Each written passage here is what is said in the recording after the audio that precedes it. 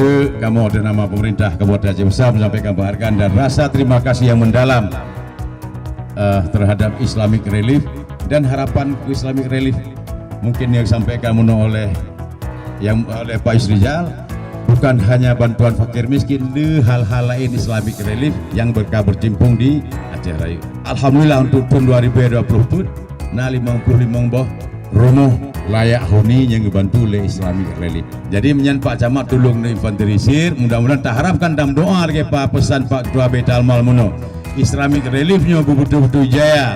Program kunyan berita oleh Allah SWT nyu nalom bantuan rumah untuk masyarakat. Pak Camat mungkin yang betul-betul mudarat, betul-betul duafa, betul-betul memang hana tempat tinggal nyan ilai prioritas.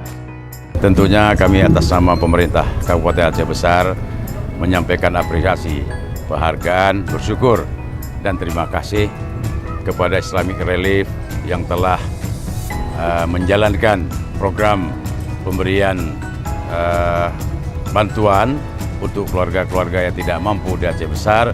Mudah-mudahan bantuan bukan hanya sekedar dalam bentuk yang kita terima pada hari ini, tapi Aceh Besar masih butuh bantuan-bantuan dan bentuk yang lain untuk keluarga-keluarga yang tidak mampu.